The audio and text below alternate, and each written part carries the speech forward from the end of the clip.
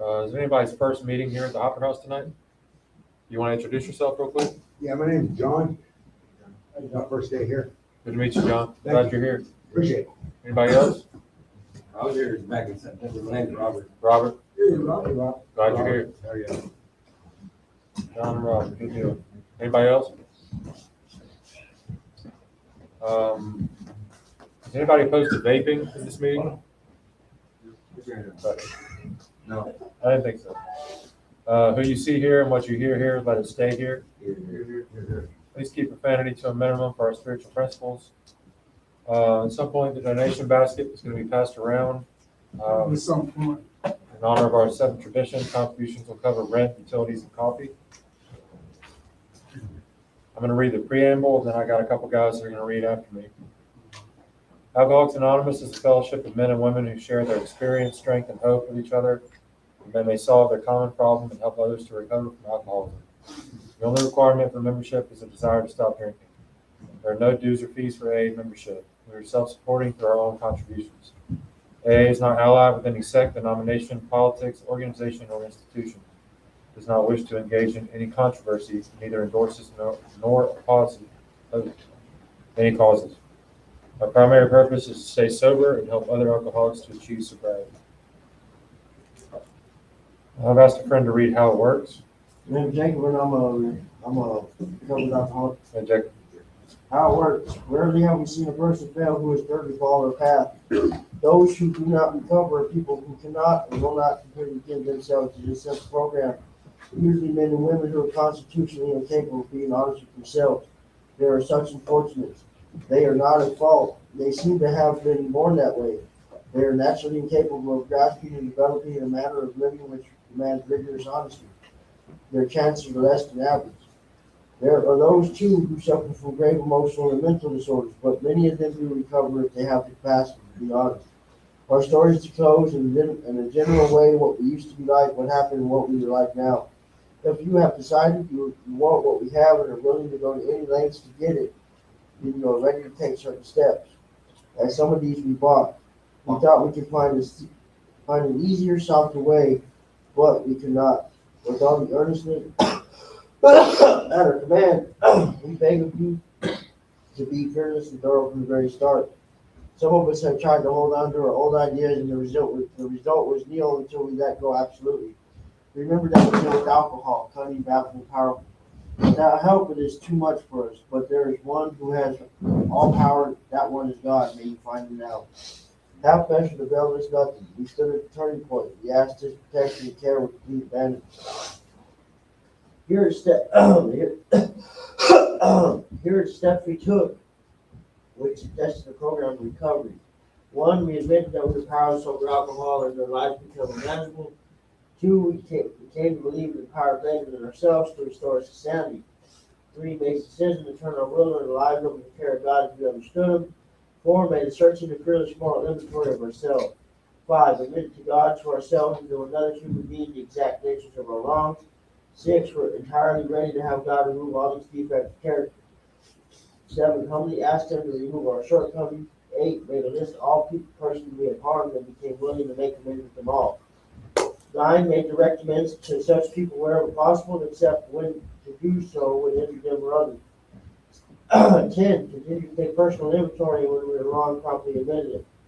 11, sought to prayer and meditation to improve our conscious contact with God as we understood Him, praying only for the knowledge for His will for us and power to carry it out.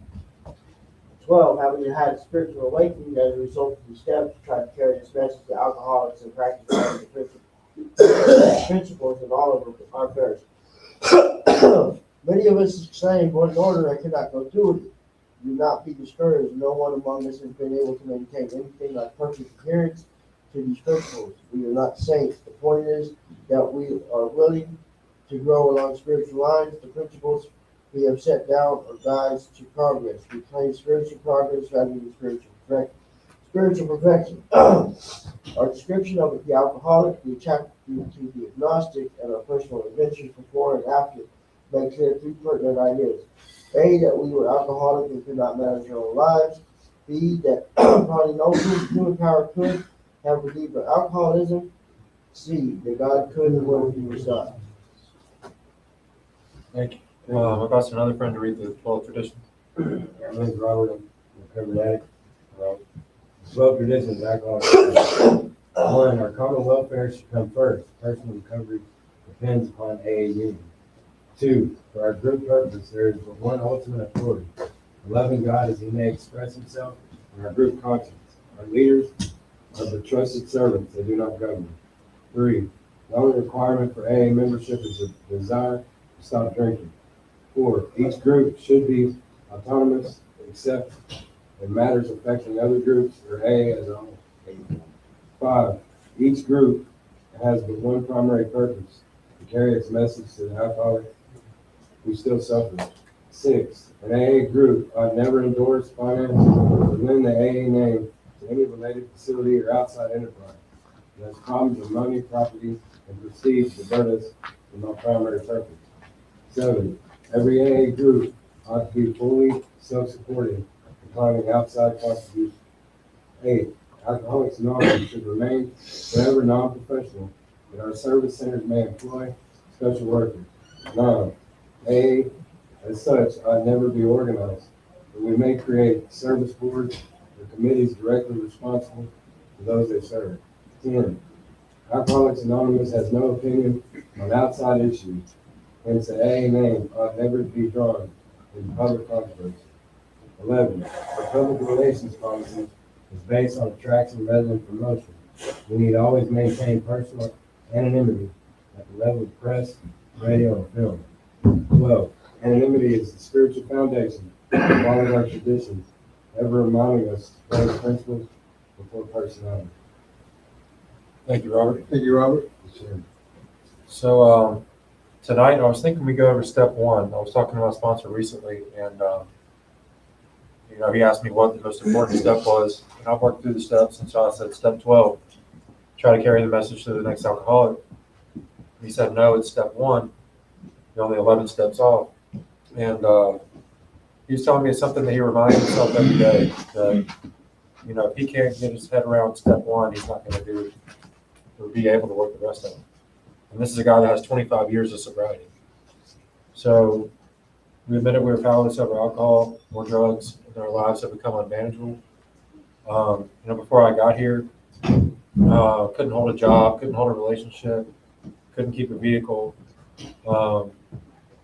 Pretty much I was going on a month-to-month basis of, if I was going to do well or not. And I heard a lot of people, was in and out of hospitals, stuff like that. So it was very obvious to me for a long time that my life was unmanageable, but I just didn't want to admit that it was alcohol that was causing it or drugs.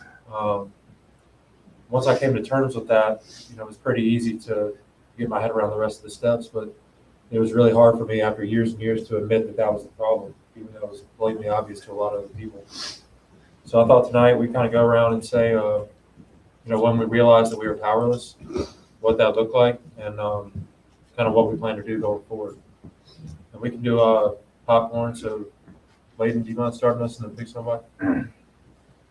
Yeah, Layden, I'm an addict, alcoholic. I've been sober for 11 months. You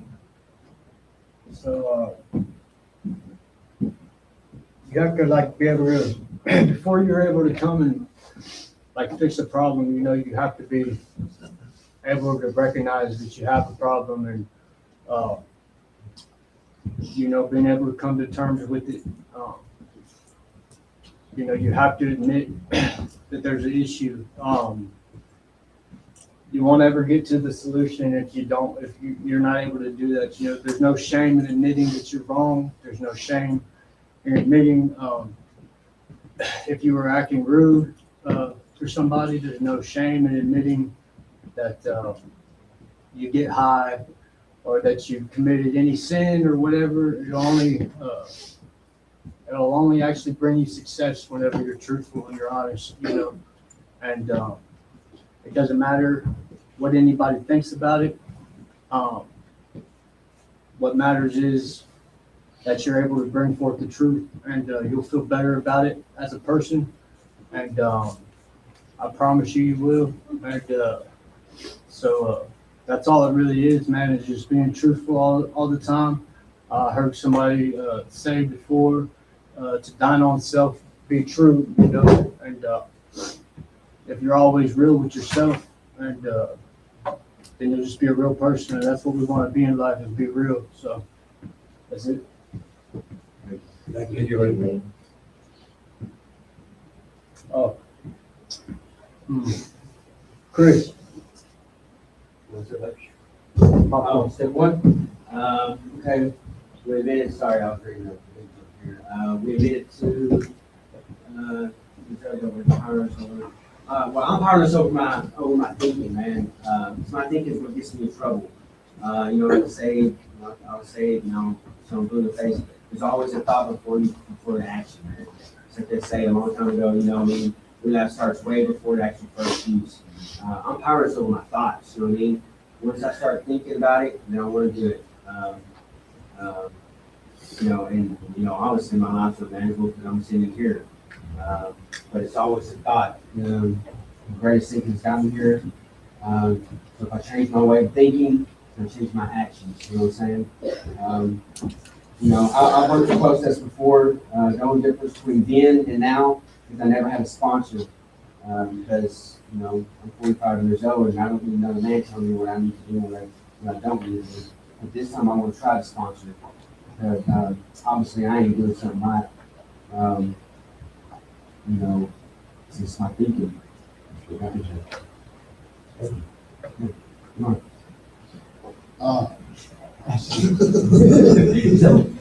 I'm Bernard. I'm sure to listen.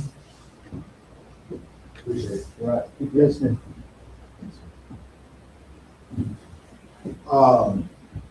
DeAndre. Man, I locked eyes. I knew it was coming, bro. DeAndre, I'll call it. Yeah, I think step one is pretty important. I think without doing your step one, you're gonna end up back in step one.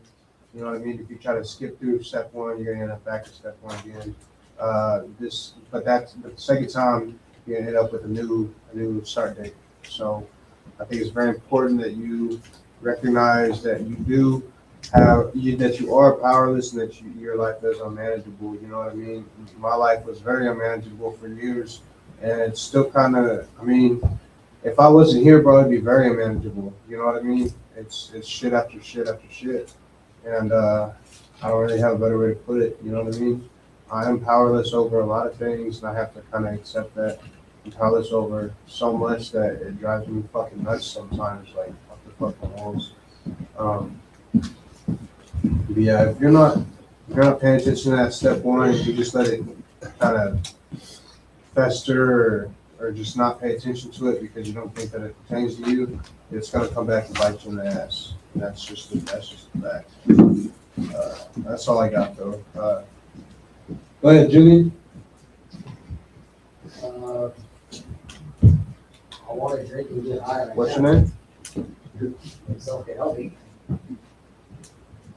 Drink and get high. Is that too far? Is that too real? No. I have my good days and my bad days, and I want to cry and take something and go to sleep.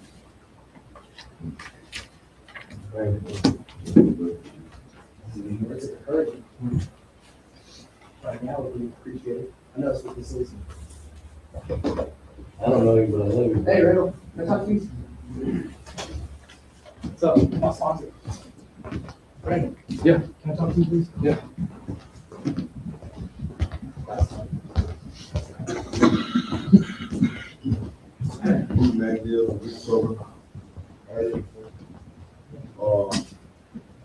Alcohol, I never did, but I've been around a lot of people who did. Going through a stage, going back to your own habits, find somebody you know to really gonna talk to. Not nobody to sit there and say, well, today you talking good on my man, I'm so like kind of frank. You don't need to be around that type of guy. See, once you sit there and put your point blank, you sit there and plant the seed in your head that you want to get high, you him, you get a recovery, you're gonna get high. because there was a thought all about it. So you need to get your thoughts on bigger ideas. You know what I'm saying? Start making plans with God, to make you see a better future. Let's say you came through them gates, and you build cages. You're gonna cement the wall around it. You cement that wall that you came through. You don't wanna go back to that you came in. So for number one, change your thinking. Don't think about, no, that's what you wanna do. No. The spirit in you don't wanna do that because you're in the temple of God. So put God first, man. You know, I had an uncle died off of alcohol. I just had a nephew died 3 months ago off of alcohol. And I got a homeboy, he's living with a half liver right now. He on his dying bed. So all of it bad for you, man. So get your mind on the right track. Just don't think about it. If you think about it, think about how it had you down. Think about the bad things you were doing, alcohol and drugs. They stop you from creating good things in your life. You know what I'm saying? Like I told you my first thing, I ain't never did that. I did weed. I sold a lot of dope. But I came to my senses, I was killing people.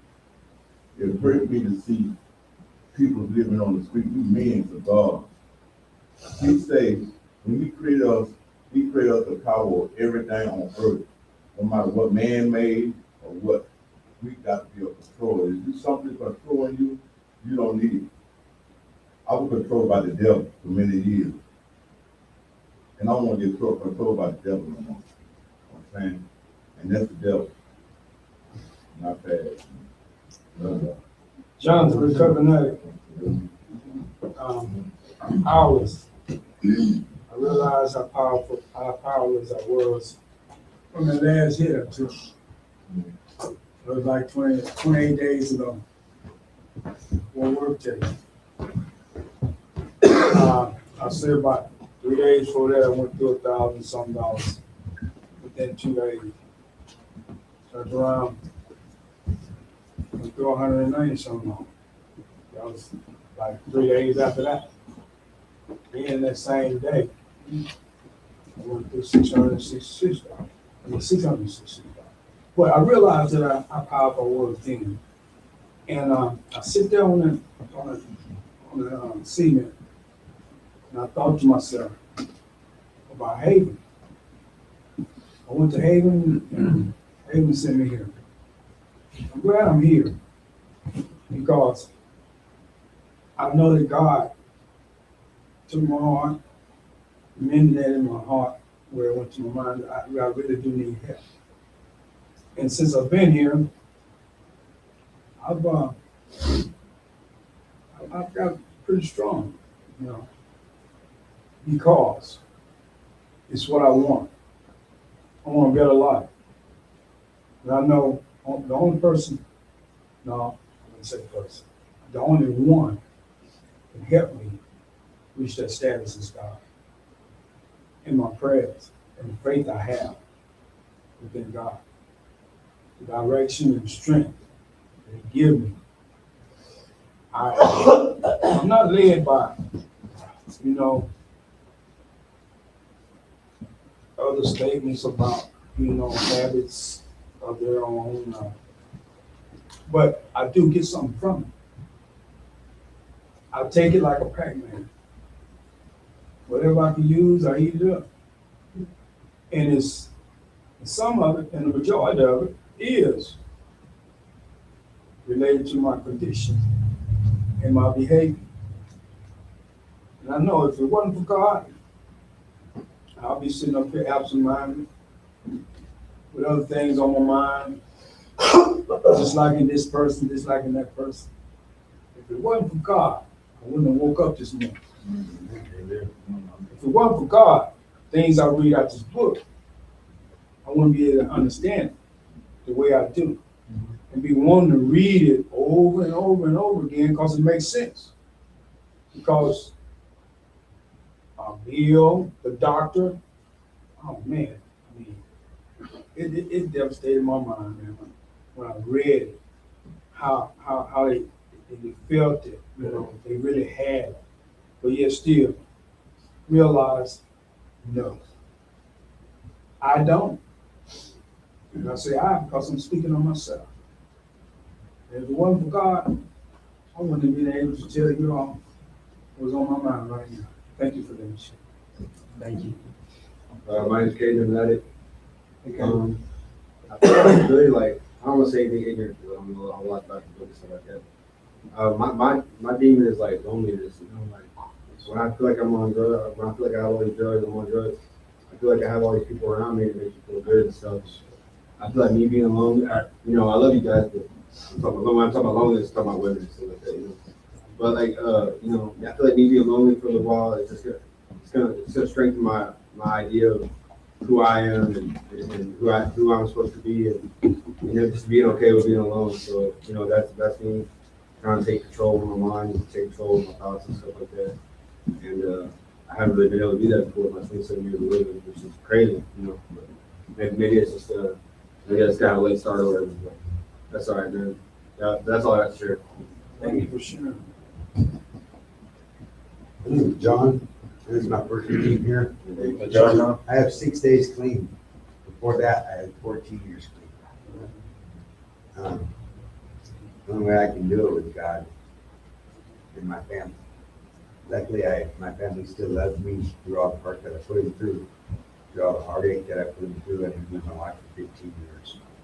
I love my grandkids. I love myself. And I'm ready to do this program. Get back to them. That's all I have to share. Thank you, John. My name's Sean. And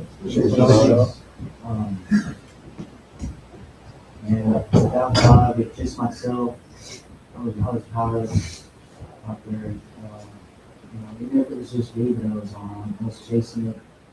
I was staying on the road. I got so bad where I didn't even enjoy it anymore, but I still had the urge to do it. And worse than cigarettes. I never thought I would do that. And no matter what it was, I did it to the fullest and spent all my money. So,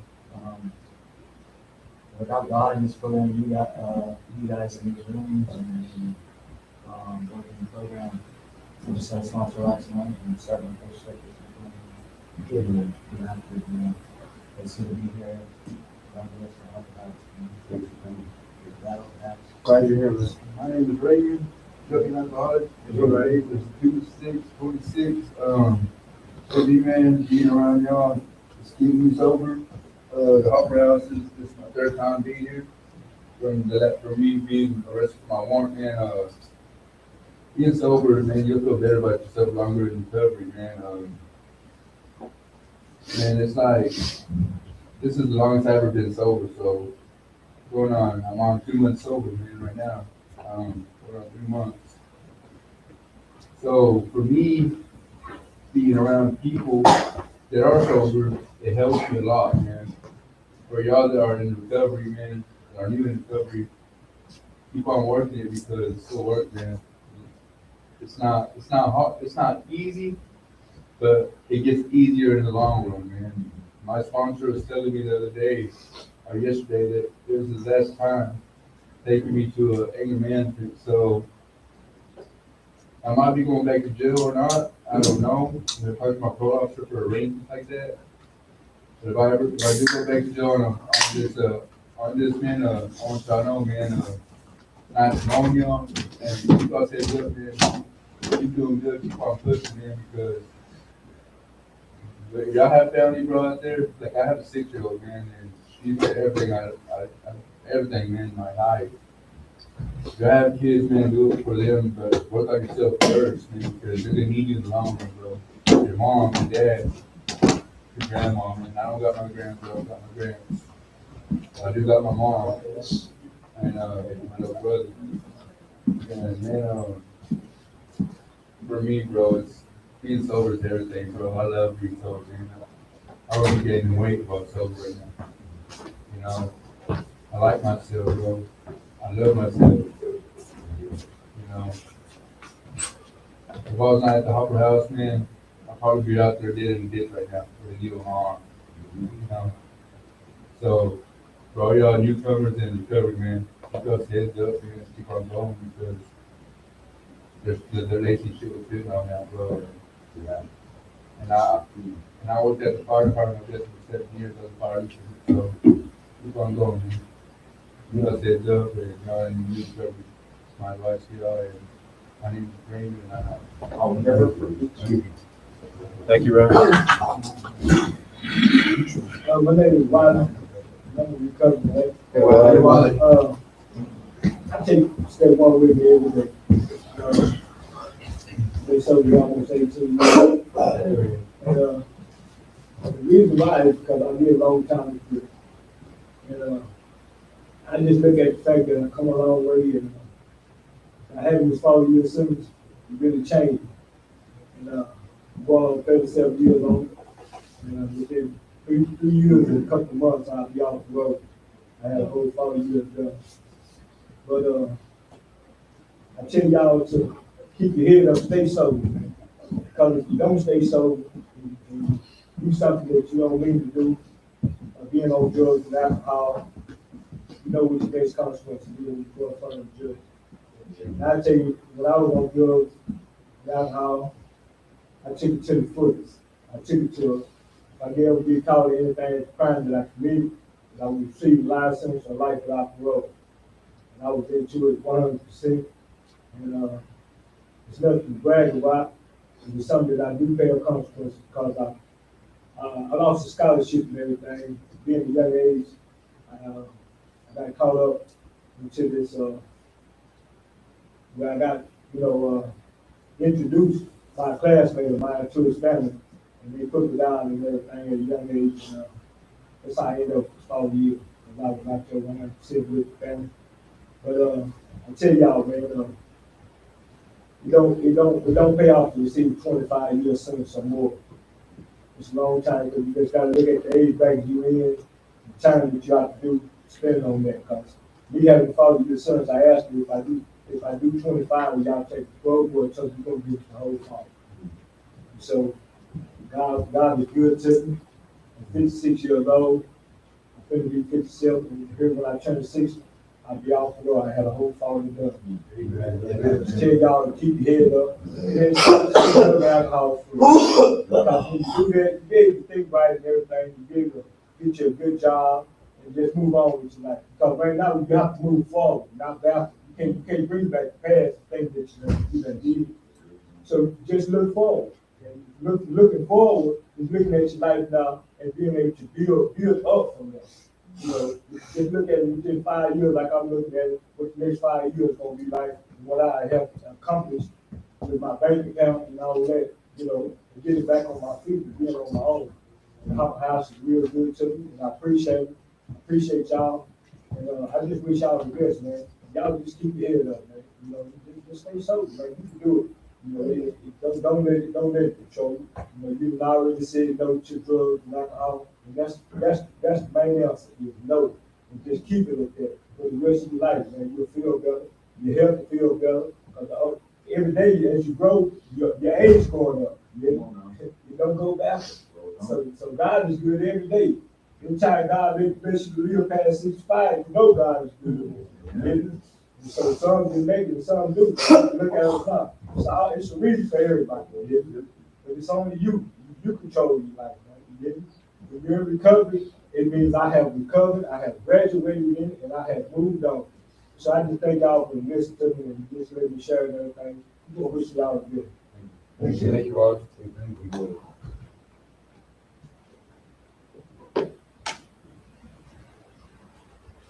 Take somebody water. Quick. My name is John. My recovery age is 1983. I still had a lot of defects. I got straightened out and make better. Came a long ways. I just give God the grace and power within Him for me to perceive all ways and just do the right thing. Like you said, don't look back at the past. look forward to the future. We've got our family, kids, and wives, and everybody in the community. Just make the best of it. That's all I've got to say. Thanks, John. John?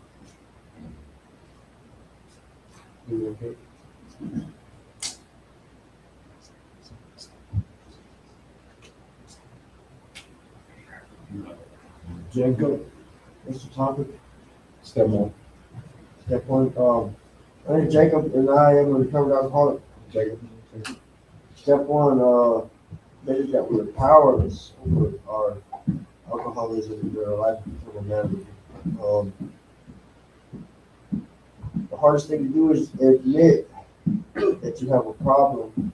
The hardest thing I had to do was admit that I was an addict, an alcoholic.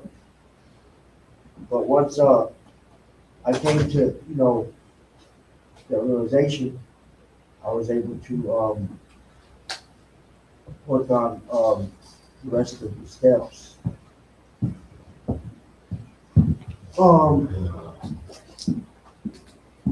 My life was very unmanageable. This last time when I relapsed, I thought I had it all together, right? I thought I still have a job, still going to work. But little by little, my life became more unmanageable and more unmanageable to where I stopped going to work. I'd only go to work like 3 times a week. I'd show up to work late. And I'm lucky that I had a boss who was very lenient with me. And it just got to the point where all I wanted to do was run the streets, man. And I paid the price for it. I ended up going back to prison and really opened my eyes to realize that this ain't a game. That next time I get caught up, it's gonna be 25 to life, man. And I ain't trying to spend the rest of my life in prison or dead. So I'm gonna do what I gotta do to be thorough about my steps this time and work on my recovery daily. That's all I got. Thank you, Jacob.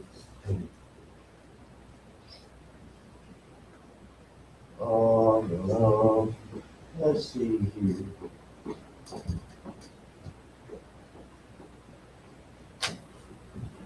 Robert, I'm an addict. Robert.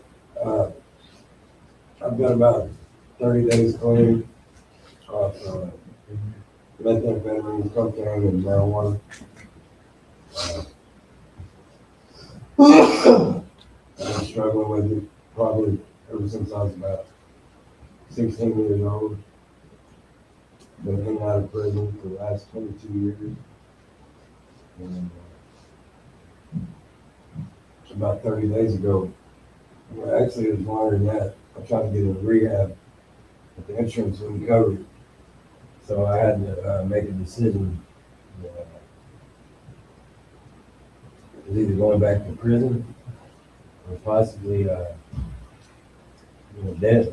So I got on my knees and I talked to God. And for the first time I actually heard him tell me that he loved me. That I had a purpose. It wasn't the roads that I was going on. And I cracked that Bible open. And for the first time I developed a relationship with God. So I was here probably I was back in September. I was only here for 4 days. And just to witness the camaraderie and the sense of family. We all got our own issues and, our own laws that we build up. We're all individuals, but when we come in this room, whether it's AA or church, there's some power in it. And that left a strong impression that, there is people out there that care. And that's our purpose. To love on each other as God loves us. To look at each and every one of us, we're going to have our faults. But God looks at us with unconditional love. That's what we're supposed to do with each other. and one of us is down, we're supposed to build each other up. So, that's the reason why I came back here. And, I had to leave. So I got off parole successfully. I don't know how, because I wasn't living right. And that's by the grace of God. So, God, if he can get me back here, I'll give him a good shot. And I want to, do ministry too, so, it starts right here for me. Thank you. Thank you, Robert. My name is Michael. And I was real defiant about that powerless thing. It was pretty obvious, man. I mean, I'd be around people and they were doing things I wouldn't do, and I'd be like, man, if they act that way, I'm never going to do that. And then years later down the line, I got a $400 a day habit. Losing consciousness, realizing how much I did in the past few weeks, wondering if I'm going to live through it. And then lots of stuff like that. I mixed and matched everything except for anything heroin based. Whatever alcohol I thought tasted all right, and it never worked, man. Coming in and going through the steps and in the literature, realizing that I got a problem with me because I have a lot of bad learned behaviors since as far back as I can remember that I can't get out of.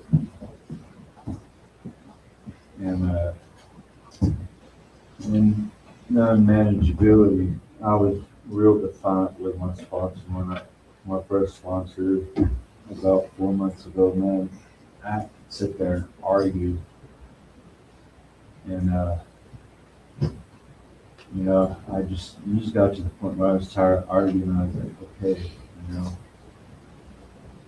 I had to talk about my life a little for him to pull it out of me and more or less stick it in my face. Hey, the way you're living ain't gonna work. The way you respond to things, the way you act. Just it has to change. And, it really helped to have a sponsor that was so honest and forward, because I didn't want to face it. Yeah, it's a little deeper than just being powerless over the substance. This is something, mine, and a lot of bad stuff we picked up, man. When you realize that, the change gets a little easier, especially if you're tired of the way you are and being in more programs and stuff. You get old, man. Actually, for sure. Thank you.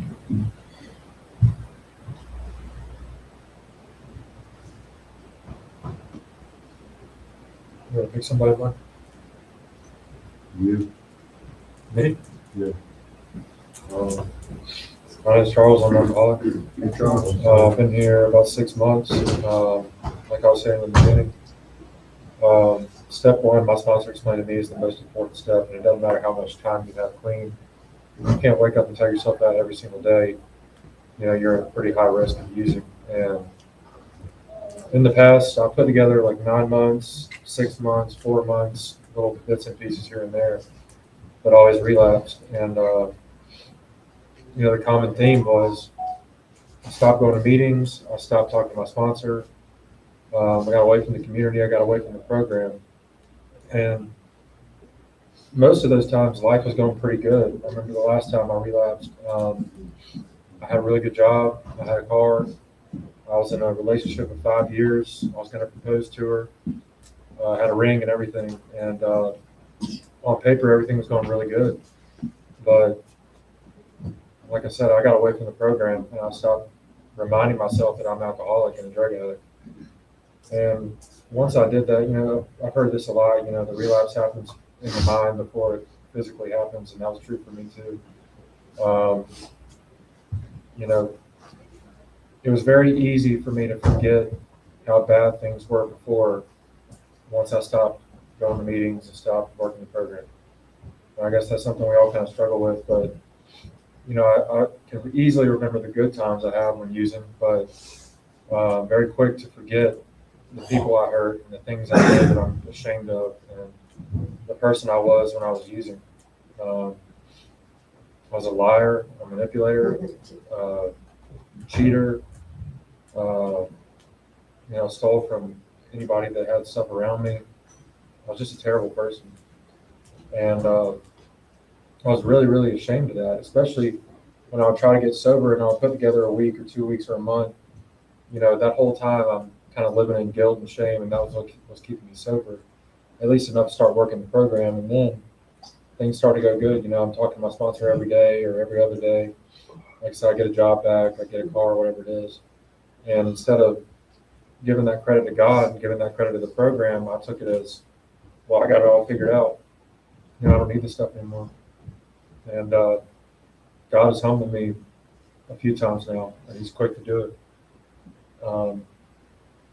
This place here, Hopper House, they've given me a couple chances. And they've supported me in different ways. And there's times already since I've been here that I've taken this place for granted. And I've taken the people here for granted that support me and that pick me up when I'm down. All the stuff we all do for each other. But again, reminding myself that I am powerless and my life was unmanageable. I have to remind myself that every day, or else I'm going to fall right back into it. And I'll be right back out there. But that's all I got. Pete, you want to share? Me? Yeah.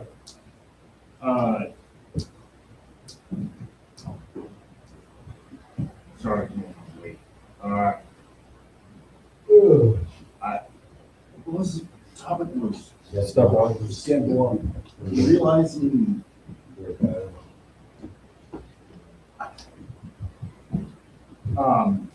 Actually, it's powerlessness. I'm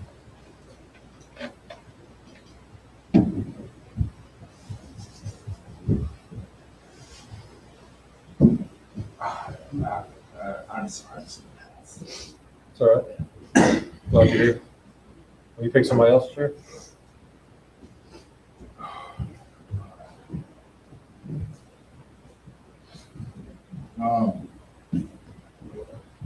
We got 4 left. Class?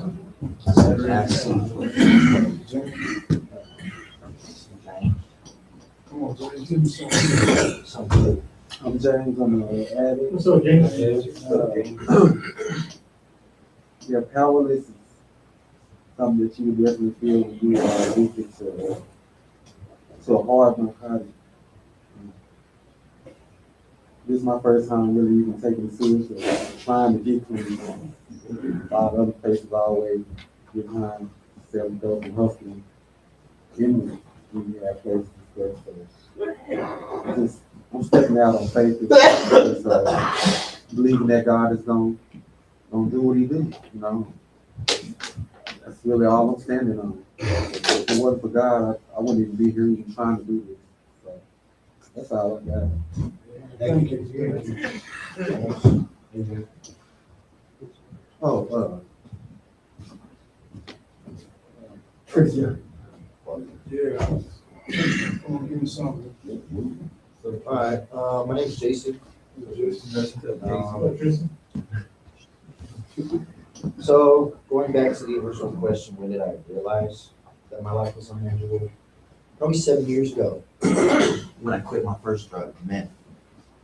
Was robbing my best friend butt naked in our shared apartment. I got him for 10 grand.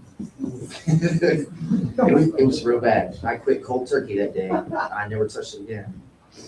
But then I went straight to opiates. And then once I quit those, I went straight to alcohol. For the past 6 years, it's been alcohol. And when I realized that the alcohol was unmanageable, it was too late. I lost my fiance, she was done with me. And then, most recently, my baby mama told me that I can't see my daughter anymore because of just how bad I was. You know, I remember, when I feel like drinking, I play her voice in my head. Her asking me to go play on the playground, because I remember every day that we would go to the park, she'd ask me to play on the playground, and I'd be like, oh, hold on, baby, let me just rest for a second, I don't feel good.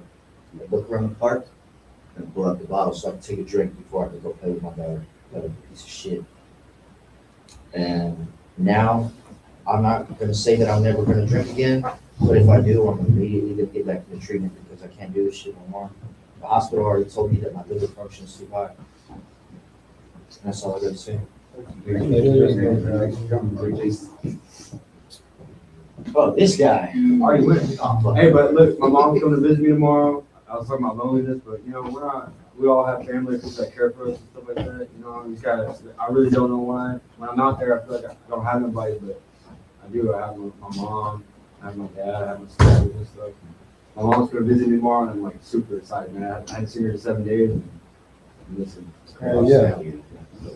So, I don't know, Caleb, who go?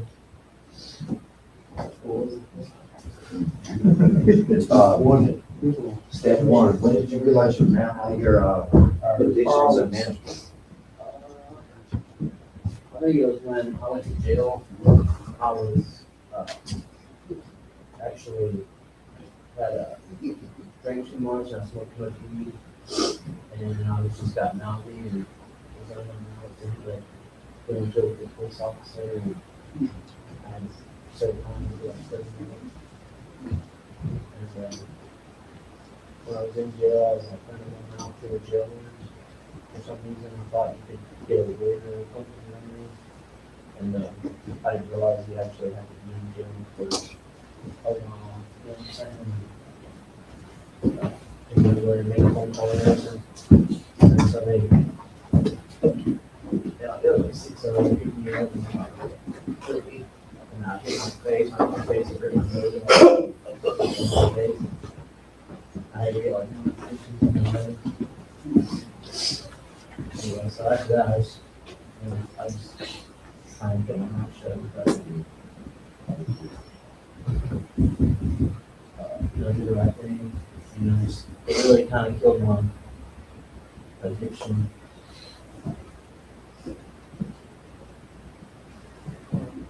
With that, thank you. Can I go? Yeah. You know, it's just like, we don't want to pick these like certain moments in time, but honestly, for me, it's kind of an everyday thing that I realize my addiction is unmanageable. I mean, our memories aren't going to go anywhere. They're going to keep cycling through your head, my head, until the day I die. And it's just, they just keep reconfirming that, yes, my addiction was very unmanageable, you know, and no one's gonna have just one moment to glom onto it. This is when I know. Every moment, every time we decided to beat the insanity is the time that we, you know, find our addiction to be unmanageable, you know, and, yeah, it's just like, there's a lot of war stories or whatnot where like this is the time honestly I kind of we're just trying to possibly one up one another or possibly just like that my realization is the best. No, I don't think anyone's really special. It's just the fact that we can acknowledge that, yes, well, this didn't seem to work very well, and I think that's the main thing we're all kind of agreeing on tonight is that, it didn't work very well, this is where we got us, and, so, I mean, I don't know, I'm sorry, I'm tired and kind of hangry, but, it's just, I go through moments every day. I don't want to say anything specific, but You know, there's been times even for me where it's been really bad, really insane, it's just if we choose to accept that or not, realize that these are memories that we can either use to help us or use to, gauge our sense of reality, I don't know, but my name's Pete, I'm an alcoholic. Right? Glad to be here. I know that, right?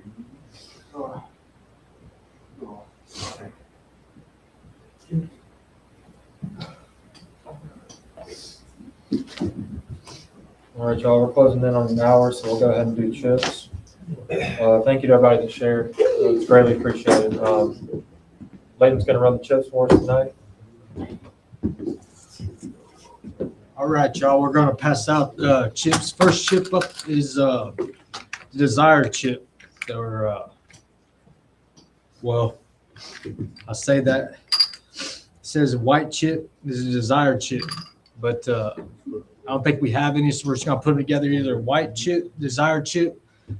This chip won't keep you sober, but it keeps you from drinking. Also, 24-hour chip. So if you just got out here and you're wanting to commit to a new way of life, this chip's for you, bro. Congratulations,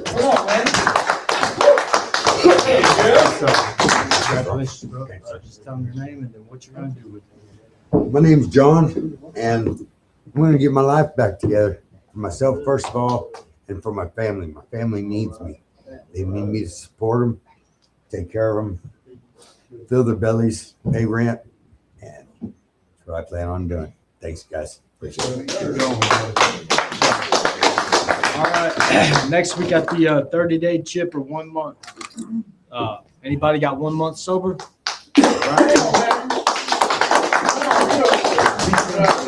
Congratulations, bro. My name's Robert. I'm an addict. I don't know if I don't get it right this time. I'm 48, and like you said, 25 to life. I don't think they're going to start at 25 for me. So, yeah, that's just too much on my plate as it is right there. But it's more than just staying out of prison. I want to make a positive impact to those around me for God, not for myself, because it ain't about us. It's about what we can do for His kingdom. So that's where I'm at. Thank you.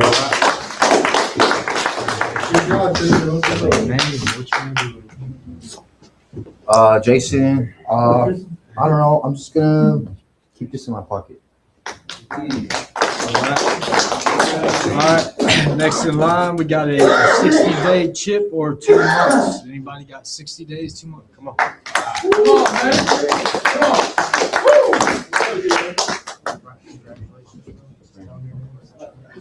I'm Drake, so I keep Suboxone for like a month before I got here, like cold turkey and stuff.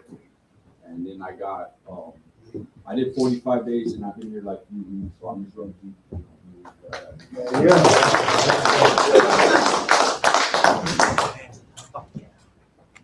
Let me see where it's at. Okay, count to 90. All right. Okay. Yeah. 90-day chip or 3 month chip. Anybody got 90 days or 3 months? Come on, bro.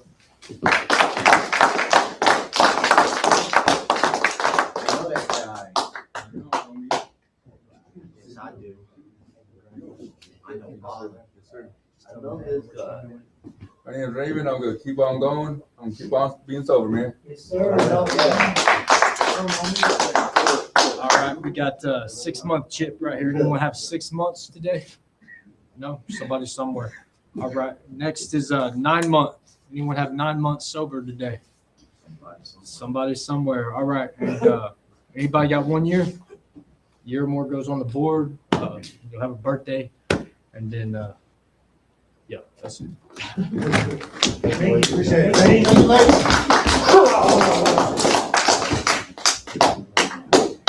All right, y'all, we're gonna read the promises and pray out. Got a friend that's gonna read the promises for us. DeAndre Alcoholic. Hey, DeAndre. These are the AA promises. If we're painstaking about this phase of our development, you'll be amazed before we're halfway through. As long as you know this freedom and new happiness, We will not regret the past, nor will we shut the door on it. We'll comprehend the words from meeting and rule no peace. No matter how far down the scale we have gone, we see our experience can benefit others. That feeling of uselessness, that feeling of uselessness and self-pity will disappear. We will lose interest in selfish things and gain interest in our fellows. Self-seeking will slip away. Our whole attitude and outlook upon life will change. For a people with economic insecurity will leave us.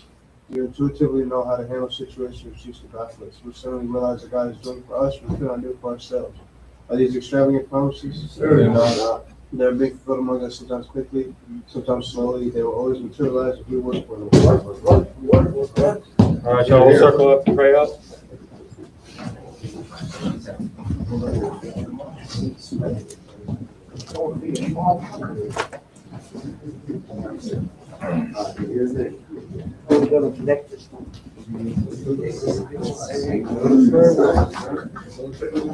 What are you doing, bro? What are you doing, bro? Stop being fucking weird.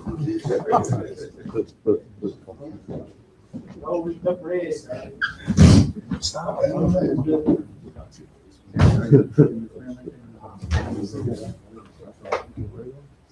Do you mind if you pray, sir? Whose father? Our Father, who art in heaven, hallowed be thy name. Thy kingdom come, thy will be done, on earth as it is in heaven. Give us this day our daily bread, and forgive us our trespasses, as we forgive those who trespass against us. And lead us not into temptation, but deliver us from evil. For thine is the kingdom, the power, and the glory forever and ever. Amen. Keep coming back. What's this?